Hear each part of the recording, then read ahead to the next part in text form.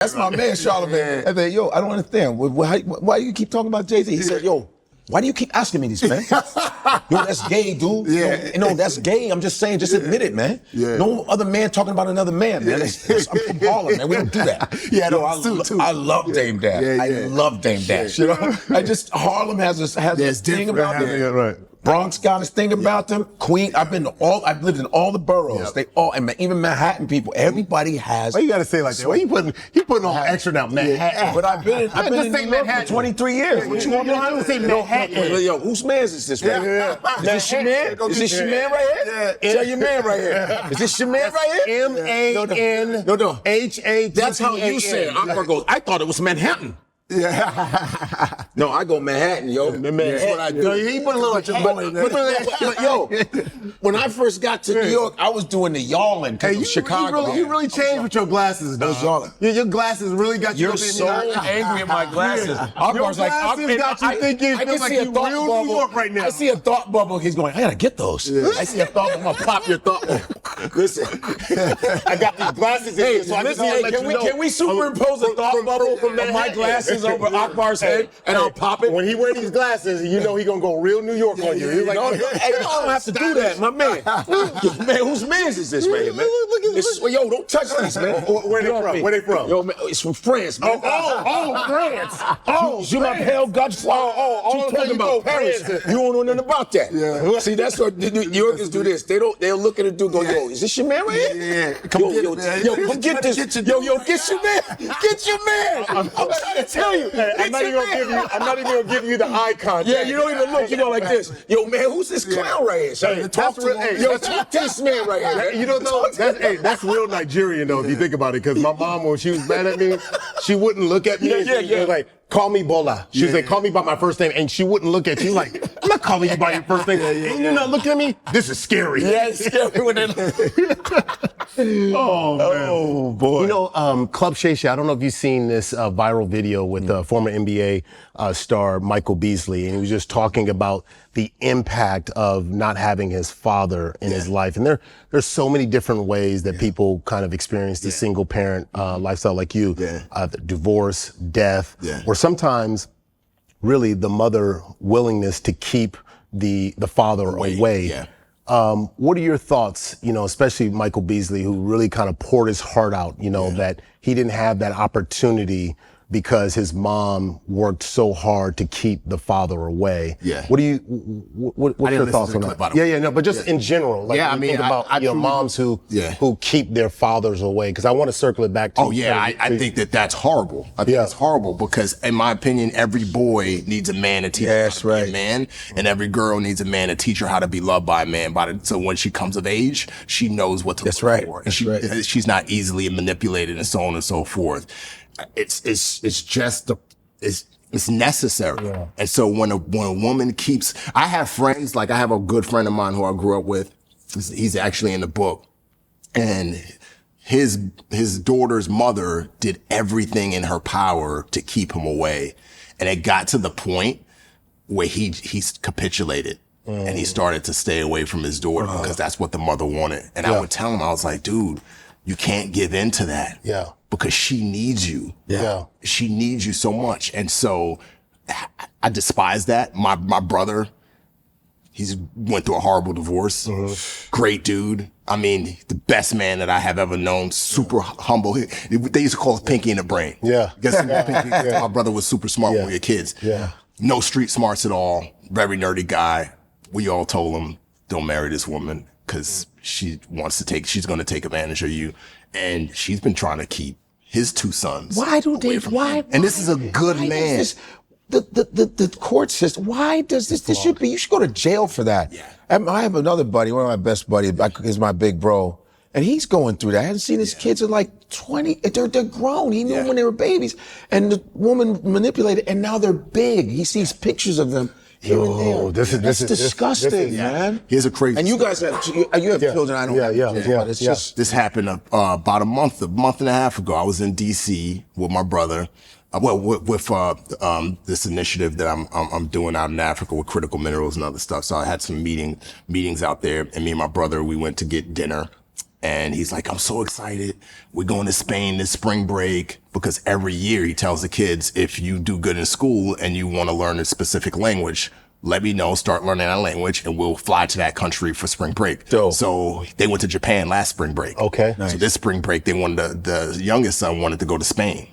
And we're talking 12 and 10 are the two boys. And my brother's super excited to tell me all about it. And then Friday comes, I get back home, I fly back home, I get a phone call from my mom. She is pissed.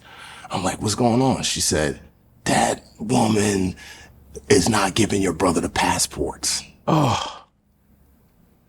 And so I say, Ma, get off the phone with me right now. Call bio, tell him to call his lawyer, because she can't do this, do that. Tons of money been spent on plane tickets, hotels, all of this stuff. He drives over there, and she refuses to give him the passport unless he gives her $3,000 cash and puts her on his life insurance policy. What? Give me $3,000 cash, put me on your life insurance policy, I'll give you the passports, which is extortion. And my brother's a federal employee. Yeah. So she can end up getting in trouble for it. I hope he didn't do it. Kids are crying. Yeah. I hope he didn't do it. No, he don't. Absolutely not. I told him not to. Yeah. His lawyer told him not to. The kids are crying. Psycho. And she took that. She was willing to hurt her own kids. It's sickening. To hurt him. Yeah. And going back to your point, that's what you get a lot of women who do that. Yeah. And you know, it's hard. I want to use that word. I was going to share this. Say that. Yeah. Like there's you're a I'd say no. Blurt it out. Yeah. No, it's not. How dare you? You're a whore. That's what you are. You're a how dare you? Sorry. I was just gonna say this is something that's deeply personal to me, because my brother has gone through the same exact thing, and he's got a ton of kids. And one of the things that, is always hurtful is that the years goes by, and he says something to me that really changed my whole perspective on this, which is, there's this pressure when you talk about lawyers, like you got to get a lawyer involved and you got to pay money. And people are always saying to fathers, you got to fight. And I'm saying, a father shouldn't have to fight if the mother does what is right. Exactly. And so the pressure that's put on men, if you don't get a chance to see your kids, it's because you didn't fight hard enough. And at some point, and I saw this in my brother, who led the Packers in sacks, who was the all-time, this dude was like one of the strongest people I know, just very regimented. And at one point he just I can't do it anymore because he started to lose his own integrity as a person. And he's like, I'm paying and I got to have these people coming to my house and watch and monitor me with my kids. And I got to say this and I got to act like the way the courts want me to. And I just thought, no person should ever have to, even if there's a disagreement within the marriage, no person should ever be estranged from their kid. And I see his pain and I see what he's gone through, and I'm going, how many other men are going through the same thing? And then the first thing people want to throw out is, that's a deadbeat, right? And no accountability towards people, towards women. They rarely hold their accountability. Because the court system, 90% of the time, maybe 95% of the time, will side with the mother because there's this core belief that fathers don't have the ability to take care of their kids. And I'm going, wait, no, that's not so the truth. But the court system, the minute you get married and all of a sudden you get married, people think that, and this is going to follow me here. Yeah, I'm with you. But in a marriage, technically, we're all polygamists. And here's how.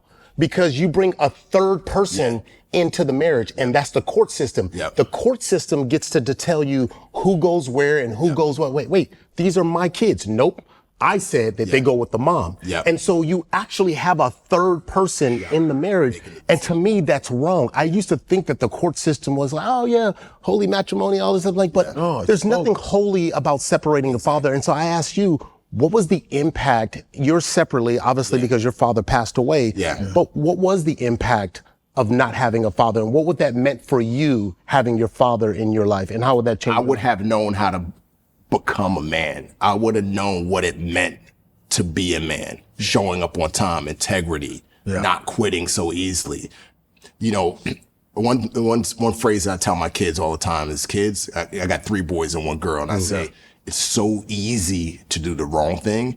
It's so hard to do the right thing. Right. And my whole life, because I didn't have a father to say that to me. I didn't have a father to guide me and say, hey, Remy, you need to do the hard things opposed to trying to take this easy way out. My life, by the grace of God, things turned around for me, and I am where I'm at today without a father. And I truly believe that a big part of that is because I lean on God the Father to kind of guide me. Amen. But my life would have been completely different if I did have my father. Yeah. You know what I mean? I wouldn't have had to go down this long line. Because you went through, you went through. I would have just went and go straight. There's some crimes involved in there, right? Like, let's talk about that, because you got into a life of crime from the cell phone gang. Like, that was a clean. You're going through there. I was like, damn, that's just. I remember. I think some of the homies on the block might have got some of them them phones. This was back before they had the unlimited plans. Yeah, the 2-way pages. There was a lot. Pages, Yeah. The Motorola's. But the Tic Tac phones. You look at that, and then you find yourself going into the Navy SEAL. How did that happen? The life of crime turned you into being a Navy SEAL, one of the elites. Yeah. Well, that's I honestly, the SEAL part started with 2 seeds that were planted through film. Okay, first one was Bad Boys. That was the first time I saw it. The first Bad Boys? The first Bad Boys. Which was classic. Unbelievable. Yeah, you were just with Martin. I was just at Martin Lawrence's house. That movie changed my life, because that was the first time that I saw 2 men who looked like me, and they were heroes, but they still maintained a sense of who they were. They still had that. They stayed alive. And they stayed alive. And so I was like, man, I could be a hero of some sort. Yeah. And then the second film was The Rock, both directed by Bay. And which is crazy, because Bay is the one that had me work on my first The Rock film. with Sean Connery? Sean Connery. Yeah, that was hard body. And Nicolas Cage. Yeah. And that was my first exposure to Navy SEALs. And so I remember, watching those films, specifically the Bad Boy. I was like, oh, I could be a hero. I don't have to be a drug dealer or just play ball or whatever. So The Rock, I was like, that's the type of hero that I want to be. If I ever turn my life around. But it was far-fetched. It wasn't like, I'm going to be a SEAL. It was like, that's probably never going to happen. But if it's fantasy, happens, it felt fantasy. I would go do that. And then, so those seeds were planted, doing the streets, selling drugs and doing the cell phone thing. And then, long story short, got into a deal with a drug dealer, sold him a bunch of phones. You know the story from the book. Yeah. They were supposed to last for 90 days. They only lasted for 30. There were people doing the same thing as I was doing. They were getting caught and prosecuted because it was a federal crime, because we had taken people's social security, date of birth, all that to activate these phones. And that was a huge wake up call for me, because that drug dealer came and threatened my life in the apartment that I lived in with my mom, and my mom was asleep in the room. And that was like, holy crap. I really screwed up here. Not only is my life in danger, but my mother's life is in danger. She's done so much to try and keep me out of this life. And so I made the money back, gave it to the dealer. And that's when I decided, I don't know what I'm going to do, but I'm not doing this street thing anymore, because it's going to end up bad for me. And then 6 months later is when I felt like, what else do I have left to do? I looked around the bedroom that I grew up in, that same bedroom where I was crying when I was 8 years old, because I realized that my dad's not coming back. And I was just like, look at what your life has amounted to. I was 19, about to turn 20. My brother was, pretty much had already graduated college. And I was just like, screw